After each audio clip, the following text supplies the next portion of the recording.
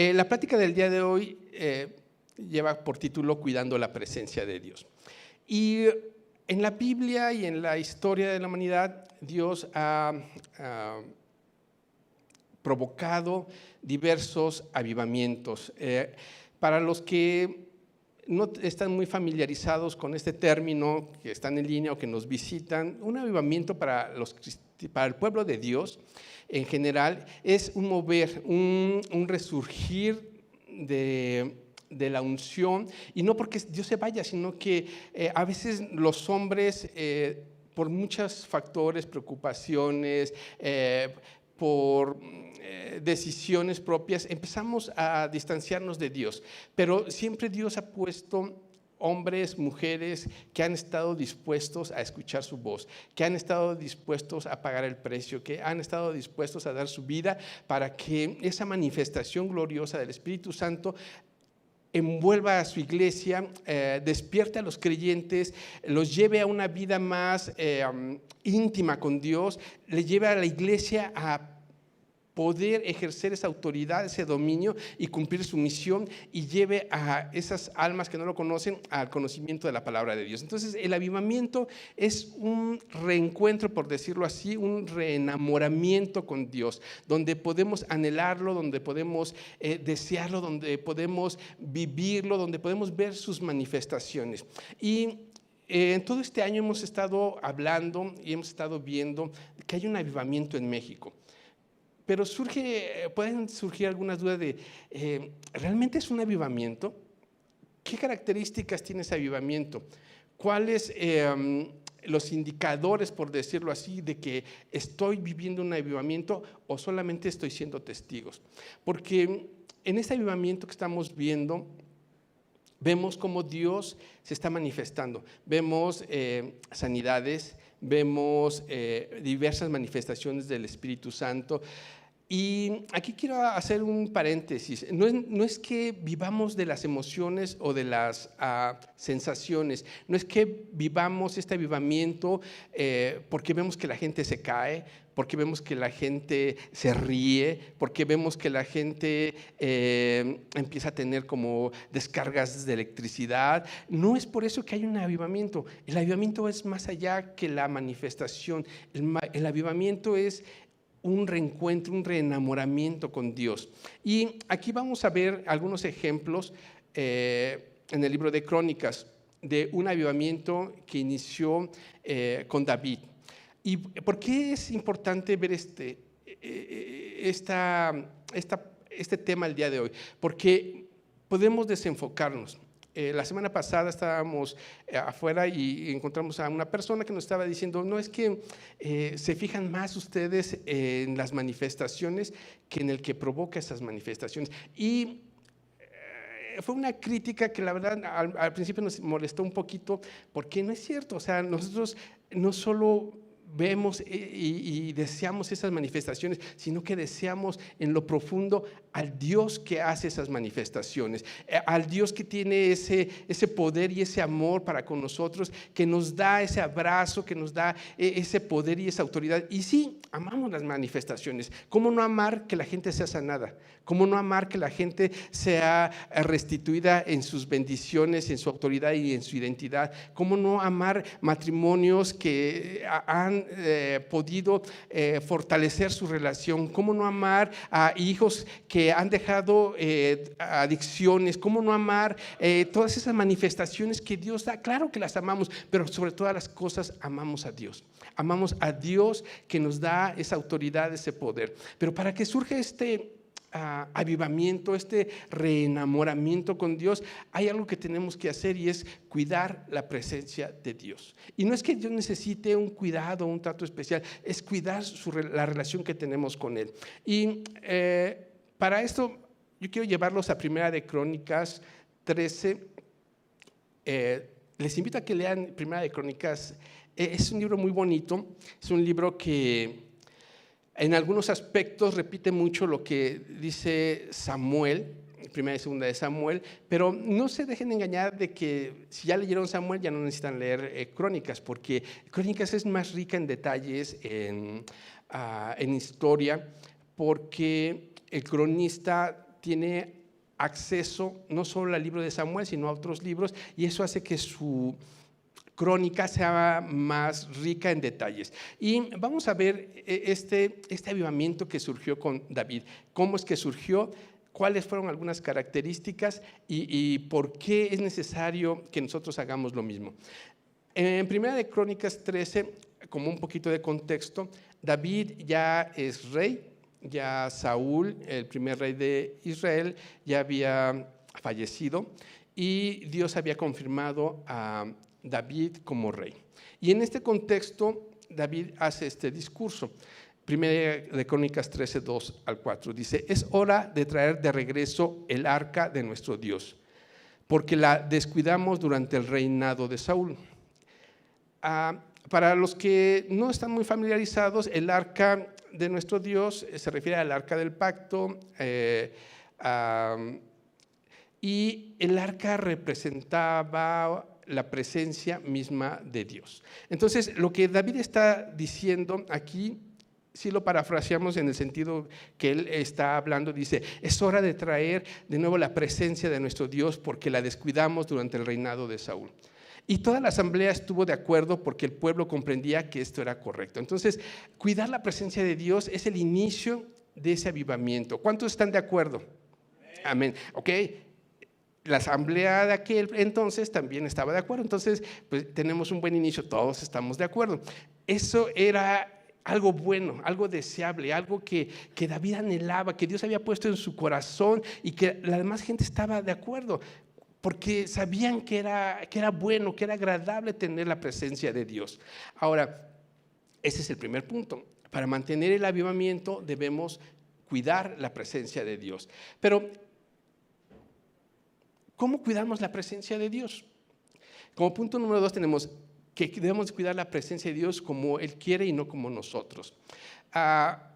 Cuando David decide traer de nuevo la presencia de Dios, el arca, construyen una carreta nueva. De verdad querían tener la presencia de Dios y la querían honrar. Entonces a ellos se les ocurre que no puede estar esa carreta, esa arca en una carreta usada que haya sido destinada para otros usos. Entonces ellos de todo corazón construyen una carreta nueva. Y dice que iban danzando, iban cantando, o sea, ese deseo era genuino. Pero la pregunta es, ¿basta con desearlo? ¿Con tener ese deseo genuino para que podamos cuidar la presencia de Dios? Algunos dirán que sí, porque si nace de nuestro corazón, Dios contesta. Pero, ¿qué fue lo que pasó? Ponen el arca en la carreta y empiezan a llevarla a Jerusalén. Y ahí va la carreta jalada por animales y va el conductor, Usa, y otro. Y en eso los animales trastabillean, se tropiezan y la carreta se ladea y Usa, para que no se cayera, la detiene, y cuando la detiene, Usa muere. ¿Por qué algo que es bueno, por qué algo que nace de nuestro corazón no siempre da resultados? ¿Se han puesto a pensar en eso? ¿Les ha pasado que ustedes dicen, es que, ¿por qué si yo quiero hacer esto y es bueno y aparte es agradable a Dios, por qué no sale? ¿Cuántos les ha pasado eso? Esos momentos de confrontación de decir, ¿será que Dios no me escucha? ¿Dios no ve lo que estoy haciendo? ¿Dios no sabe que de verdad es con el corazón que lo estoy intentando? Ahora, la respuesta es que tenemos que hacerlo como Él quiere, no como nosotros pensamos. En el Congreso, John Arnott nos comentaba que ha habido distintos avivamientos en Estados Unidos, en Australia, en Alemania, en Brasil, pero todos se han ido apagando. Solo Brasil es el que continúa ese fuego ardiendo durante años. Y él le preguntaba, ¿por qué, papá? ¿Por qué? ¿Por qué no podemos mantener este fuego avivado? Y en ese interrogante que muchas veces nosotros nos hacemos de ¿por qué? Dios le dio una respuesta muy sencilla y le dijo, porque todos quieren el avivamiento a su manera, pero solo Brasil lo quería como yo lo quiero, sin condiciones, sin limitaciones. Y wow, aquí vemos, seguimos nosotros la lectura. David no consultó a Dios de cómo hacer ese traslado, de cómo llegar hasta su presencia. Y eso provocó esta situación que consternó no solo a David, sino a todo el pueblo. Porque la gente quería buscar a Dios a su manera, quería el avivamiento a su manera, no como Dios lo había establecido. ¿Cuántas veces nosotros decimos, sí, yo quiero que la gente sea sanada? ¿Todos quieren eso? Sí, todos queremos eso. Yo quiero que los matrimonios se fortalezcan. ¿Todos quieren eso? Sí, todos queremos eso. Yo quiero que los jóvenes dejen adicciones y se acerquen a Dios. ¿Todos quieren eso? Sí, todos queremos eso. Señor, pero por favor que no me caiga. Por favor, que no hablen lenguas, porque qué oso que me vean y no entiendan qué estoy diciendo. Y no estoy peleado con las manifestaciones y tampoco digo que a fuerza las van a tener. Simplemente que nosotros ponemos los límites y a Dios eso no le gusta. Dice Primera de Crónicas 15:15. Este ya es el segundo intento. Bueno, antes, Primera de Crónicas 13, del 2 al 13 dice: ahora David tenía miedo de Dios y preguntó, ¿cómo podré regresar el arca de Dios para que esté bajo mi cuidado? Por lo tanto, David no trasladó el arca a la ciudad de David, sino que se la llevó a casa de Obed-Edom en Gat. O sea, después de ese primer incidente, David se preocupa y dice, es que no sé cómo acercarme a ti, no sé cómo traer tu presencia a mi vida, y hace un alto, pero no es un alto pasivo. Él se sigue preguntando, ¿qué debo hacer? Y la respuesta le llega. En Primera de Crónicas 15, 11 al 13, todo el 15 dice, entonces los levitas llevaron el arca de Dios sobre los hombros con las varas para transportarla, y aquí está la clave, tal como el Señor le había indicado a Moisés. No era en la carreta, aunque fuera un buen deseo. No era cargada por animales, aunque era un buen deseo. Era como Dios lo había mandado. Y Dios había mandado que el arca la llevaran en hombros. ¿Por qué? Porque Dios así quiso. Y esa era la forma correcta en la que Dios quería que transportaran el arca. Y David lo reconoce más adelante en el 15:13, dice, como no fueron ustedes los levitas los que llevaban el arca la primera vez, el enojo del Señor nuestro Dios se encendió contra nosotros. No habíamos consultado a Dios acerca de cómo trasladarla de manera adecuada. Consultar a Dios, intimar con Dios. Para cuidar la presencia de Dios tenemos que intimar con Dios, tenemos que profundizar en una relación, es ese enamoramiento. Cuando ustedes conocen, los que son casados, a nuestra pareja, ahorita tienen muchas ventajas que antes no teníamos. Ahora tienen su perfil de Facebook, su Instagram, todo lo que los jóvenes dominan, y pueden conocer a la persona poco a poco. Incluso se han dado noviazgos a distancia, porque se llegan a conocer tanto por sus perfiles y demás, que llegan a tener una relación sólida y se llegan a casar. No todos, pero algunos sí. Pero en nuestros tiempos, ¿qué era lo que hacíamos? Nos acercábamos, platicábamos, sentíamos esas mariposas de que, y ahora, ¿le gustará o no le gustará esta camisa que me puse? Este perfume no estará muy fuerte, no le desagradará. A Judy tenía algo que los aromas fuertes le revolvían el estómago, entonces ahí me tienen cambiando de perfume y todo para que no le revolviera el estómago. Entonces, ¿por qué? Porque yo quería tener una relación más íntima con ella, y lo empezaba a buscar, la empezaba a rondar, empezaba ahí a explorar, a preguntar a sus conocidos qué le gusta, qué no le gusta, por dónde llegarle. Y ella también, cuando éramos novios nos sentábamos en la sala de su casa a ver los partidos de fútbol. Y yo dije, wow, esta es, aparte de bonita y de inteligente, le gusta el fútbol, aquí soy.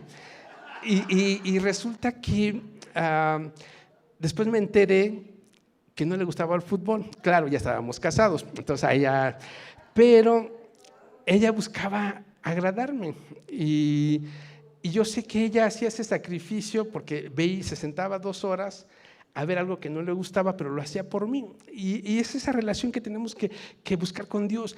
No es buscar a Dios como yo quiero, no es buscar a Dios como a mí se me ocurre, es buscar a Dios como a Él le agrada, intimarlos. Y esto tiene bendición. Vemos en todos los avivamientos que el avivamiento espiritual trae un avivamiento natural y la gente, la nación empieza a vivir una prosperidad, una sanidad en general. Y este avivamiento que David hizo de llevar el arca a Jerusalén provocó que toda la nación de Israel fuera próspera, empezaron a prosperar, empezaron a tener bendiciones que empezaron a sobreabundar. Entonces, el avivamiento inicia cuidando la presencia de Dios. Cuidamos la presencia de Dios no como nosotros queremos o creemos, sino como Dios quiere. Para saber cómo Dios quiere que lo sigamos, tenemos que intimar. Y esta intimidad trae bendición. ¿Cómo sabemos que realmente somos partícipes de este avivamiento? ¿Se han puesto a pensar? ¿Han hecho una reflexión de todo el mundo dice que hay un avivamiento, pero pues yo les creo, pero ¿y los demás? ¿Su vida cómo está? ¿Cómo saber si son parte de este avivamiento o solo son testigos? Y vamos a ver algunas señales de que hay un avivamiento en su vida y no solo son testigos pasivos de lo que está pasando. Primero, cuando hay un avivamiento hay una bendición. No lo podemos detener. Dice en Primera de Crónicas que Dios empezó, ¿se acuerdan que leímos que el arca, como no la pudieron llevar en un primer intento a Jerusalén, la llevaron a casa de una persona que se llamaba Obed-Edom? Y no se menciona mucho. La verdad es que es de las personas que están ahí como que escondidas en la lectura, pero apréndanse este nombre, lo vamos a mencionar mucho. Dice que David llevó el arca en ese primer intento a la casa de Obed-Edom. ¿Y qué pasó?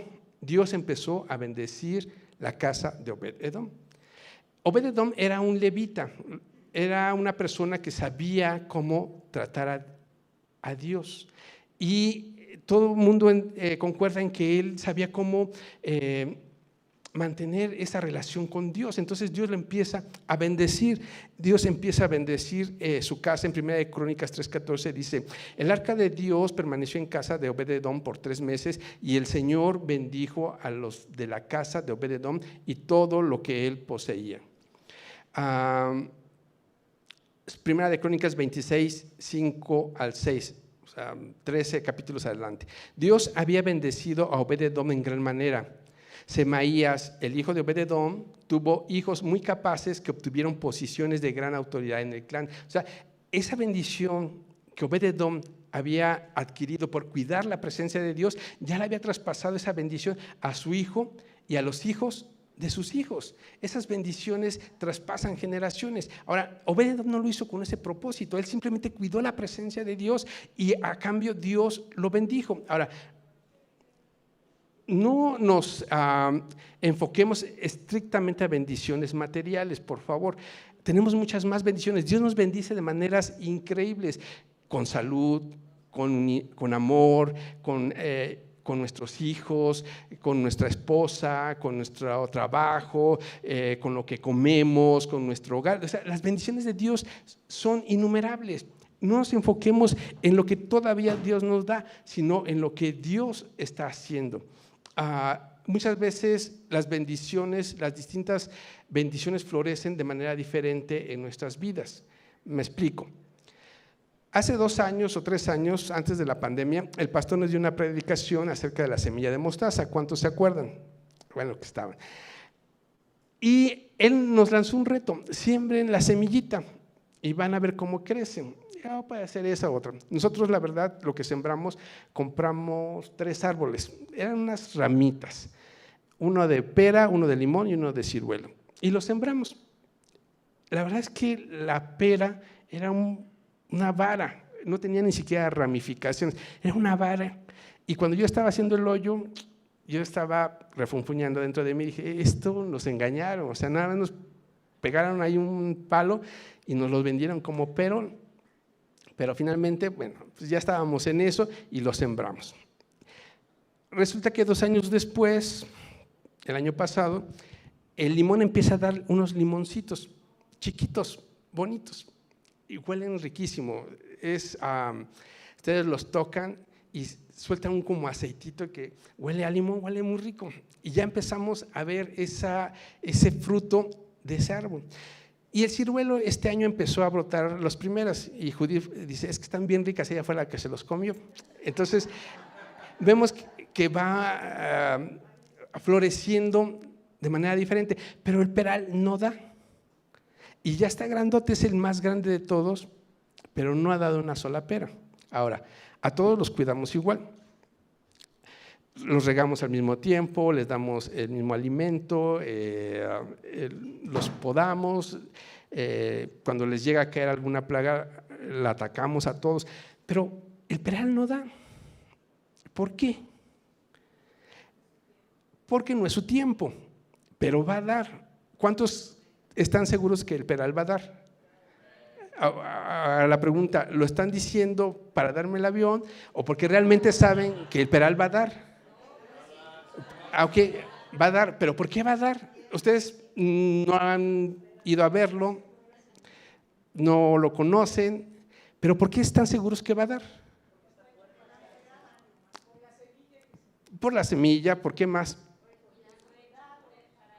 Porque está diseñado para eso, porque es una ley natural. Entonces, cuando tú cuidas la presencia de Dios, la consecuencia es que Dios te va a bendecir. A veces algunas áreas de tu vida florecen antes que otras, pero el hecho de que alguna no haya florecido no quiere decir que no vaya a florecer. Y tan ciertos como que ese peral va a dar, esa área de tu vida que todavía no florece, va a florecer. Debes de tener esa misma confianza.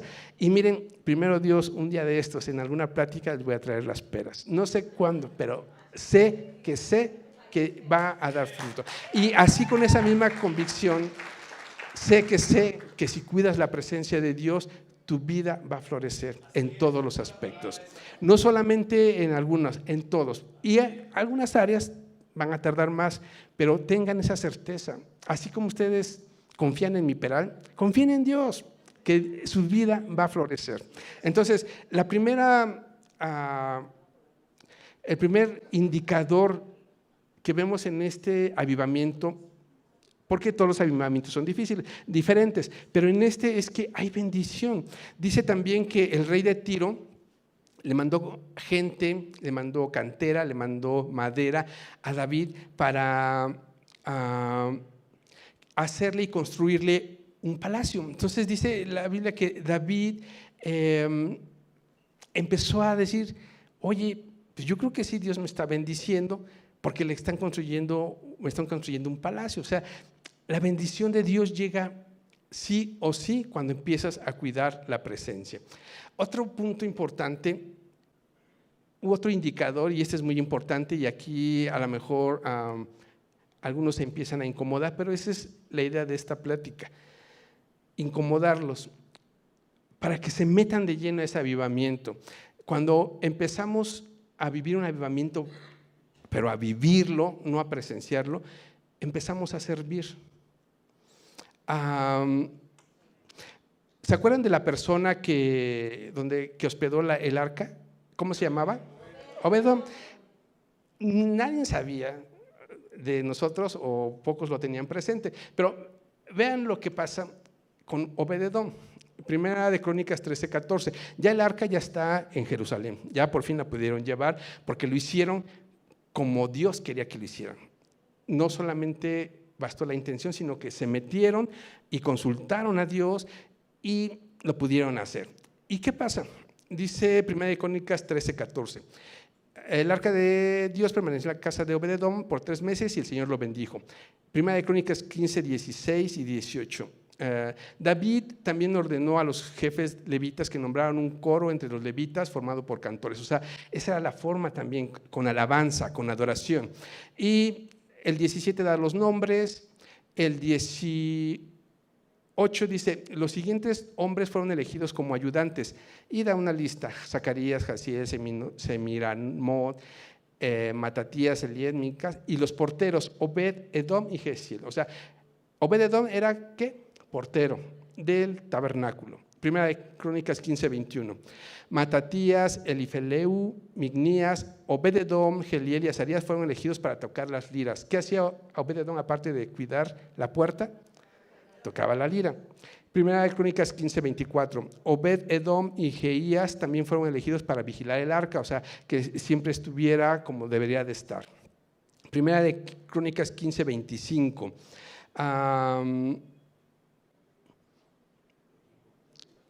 Luego David y los ancianos de Israel junto con los generales del ejército fueron a la casa de Obed. Bueno, ahí estaba y él la cuidaba. Primera de Crónicas 16:4 y 5. El segundo era Zacarías, seguido por Geliel, Seminarob, Geliel, Matatías, Obed-Edom y Geliel tocaban arpas y liras. O sea, tocaba el arpa, la lira, estaba en la puerta, cuidaba el arca, era como el Uriel de nosotros, que está en Ola, está en medios, que está en el coro de Navidad, va a Querétaro, o sea, Obed-Edom empezó a servir. De estar en su casa, cuando vives avivamiento, empiezas a servir, no puedes permanecer quieto. Y si tú eres de los que dicen, no, es que yo soy hijo de Dios, no soy siervo, y hasta le están codeando al que está al lado. ¿De dónde está esa cita donde ya no les llamaré siervos porque el siervo no sabe lo que hace su Señor? Y nos volvemos muy bíblicos en ese aspecto, pero el ser hijos y el ser siervos no están peleados, al contrario. Y el ejemplo lo tenemos con Jesús. Jesús es el hijo amado y el siervo por excelencia. En Mateo 3:16, para esos que nada más buscaron la cita de ya no soy siervo, y que esa la agarran para no hacer mucho o nada. Mateo 3:16 dice: después del bautismo, Jesús, mientras salía del agua, los cielos se abrieron y vio al Espíritu de Dios que descendía sobre él como una paloma, y una voz dijo desde el cielo: este es mi Hijo amado, que me da un gozo. Jesús, Hijo amado, igual que nosotros, sí. Mateo 17:4 al 5, lo que llamamos mucho la transfiguración. Dice: no había terminado de hablar cuando una nube brillante los cubrió, y desde la nube una voz dijo nuevamente: este es mi Hijo muy amado, quien me da gran gozo. Jesús, Hijo amado, igual que nosotros, sí. Pero, ¿qué dice Mateo 20:26? El que quiera ser líder entre ustedes deberá ser sirviente, y el que quiera ser el primero entre ustedes deberá convertirse en esclavo. Pues ni aún el Hijo del Hombre, o sea, Jesús, el Hijo amado, el que da gozo al Padre, ese Hijo amado que le da felicidad al Padre, dice: pues ni aún el Hijo amado vino para que le sirvan, sino para servir a otros. ¿Sí? Entonces, no está peleado el ser hijo y el servir. Entonces, cuando hay un avivamiento, de verdad te involucras, no puedes permanecer quieto. Y si tú eres de los que dices: no, es que me falta talento, es que yo no sé, yo no sirvo para eso, te hace falta un soso. Tienes que tomar un soso porque tienes una identidad de hijo, y como hijo tienes el ADN del Padre. Entonces, de que sabes, más bien no quieres. Ahora, si dices: bueno, es que me falta preparación, es que quiero dar un servicio de excelencia, porque ese es el otro extremo. Yo sí quiero, pero tiene que ser de excelencia porque es para el Padre. Entonces, pues como todavía no estoy preparado, no te preocupes, se acaban de abrir las inscripciones de SEA, inscríbete. O sea, si tú sientes que te hace falta preparación, inscríbete, ahí te van a equipar, te van a dar herramientas. Pero cuando vives un avivamiento, lo que empiezas a hacer es a servir, empiezas a ser bendecido, pero también empiezas a servir. También cuando empiezas a vivir un avivamiento, le alabas. David dice Crónicas que mandó a hacer instrumentos, arpas, liras, címbalos, flautas, trompetas. Y a partir de David, todos los demás avivamientos, el de Josías, el de Esdras, el de Nehemías, el de Azusa, el de Toronto, el del más profundo, todos la alabanza estaba de por medio. A Dios le gusta que la alabemos, a Dios le gusta que la adoremos, a Dios le gusta que nos sumerjamos en su presencia. Por eso la iniciativa que ha tenido Richard y Erika de establecer el aposento antes de los servicios del domingo es increíble, porque les invitamos a que vengan. Es un tiempo de adoración, de alabanza, donde Dios ministra, donde Dios da profecía, donde Dios da palabra a través de los cantos, a través de los músicos, a través de los cantores. Es un momento de intimidad de Dios y nosotros. Nuevamente es ese reenamoramiento. No podemos tener ese reenamoramiento con distracciones, pero en la alabanza tú te sumerges en Él y empiezas a sentir su abrazo, empiezas a sentir sus caricias, empiezas a sentir realmente lo que Él quiere, lo que Él desea, y tú dices, sí, yo lo voy a hacer porque yo te amo, porque quiero complacerte, porque eres mi amor, porque eres el todo en mi vida. A través de la alabanza, a través de la adoración es que se vive el avivamiento, es el canal, es la llave que abre esa intimidad con Dios. Y por último, cuando vives un avivamiento, vives una vida de continua victoria. No andas en esos altibajos. No es que nuestras emociones sean malas, no es que a veces amanezcamos con la pila, unos dicen baja. Puede ser, pero no te van a dominar.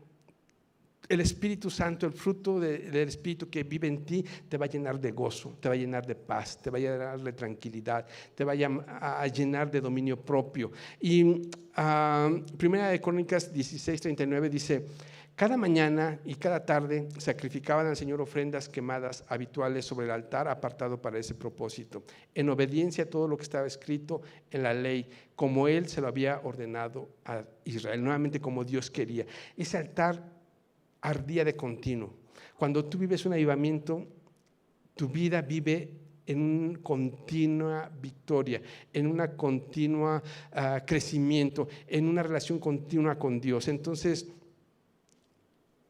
no nos quedemos nada más con las manifestaciones, profundicemos, vayamos más allá, deseemos más a Dios, anhelemos.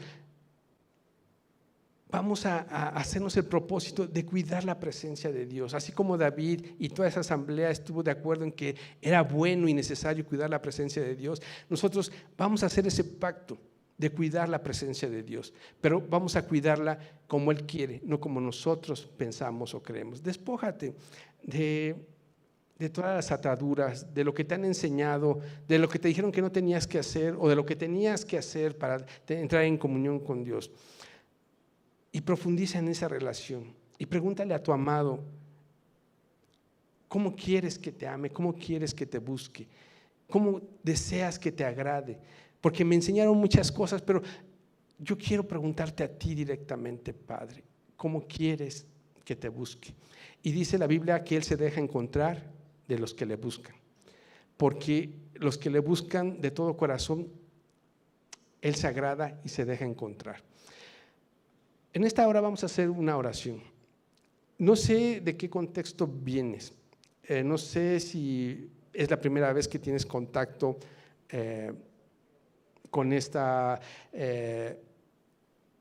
enseñanza, o si ya vienes de años atrás conociendo a Dios. Pero yo te invito a que en esta hora te quites todo prejuicio, toda situación que pudiera estar desenfocando, que te pudiera estar atando para vivir ese avivamiento. Yo vengo de un contexto religioso muy fuerte.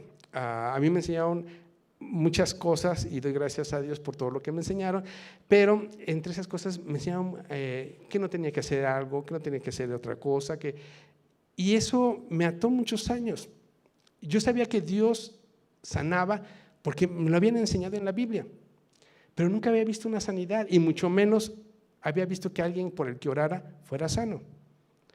Dios sabía que había lenguas porque vienen allí, es uno de los dones, y me lo sabía y sabía la cita, pero nunca había hablado en lenguas y criticaba a los que hablaban en lenguas porque decía: están inventando porque no me suena lógico lo que están diciendo. Yo sabía que Dios provee y lo había vivido de muchas formas, pero había pensado que era por mi esfuerzo o por la capacidad, y Dios me enseñó que no. Y me enseñó a la brava, o sea, caímos y de ahí Dios nos levantó para que supiera que no era por mi fuerza ni por mi inteligencia, era por su amor y su poder. Y yo sabía muchas cosas, pero lo que me habían enseñado era como un velo que me impedía disfrutar. Ahora, gracias a Dios, sé que puedo orar por alguien y va a sanar. Sé que todo proviene de Dios y que Dios es generoso conmigo y que no depende de mis fuerzas ni de mi inteligencia, sino de la gracia, del favor y de la bondad de Dios. Sé que puedo hablar en lengua, sé que puedo ministrar, sé que puedo recibir palabra profética. Y fue cuando Dios quitó ese velo de conocimiento, entre comillas, que pude entrar en esa intimidad con Él. Entonces, quítate todos esos prejuicios, o a lo mejor no son prejuicios, son ideas que nos han enseñado o que tú te has hecho, pero dale libertad a Dios, dale libertad al Espíritu Santo que se mueva en tu vida y que Él te muestre cómo quiere llevar su relación contigo. No tiene que ser igual a la mía, no tiene que ser igual a los que pasaron, no tienes que caerte, no tienes que sentir toques, o sí, pero pregúntaselo a Él, yo no te lo puedo decir. Pero que tu relación con Él sea tan íntima que estés seguro que lo que te está pasando proviene de Él, es de Él y es para Él.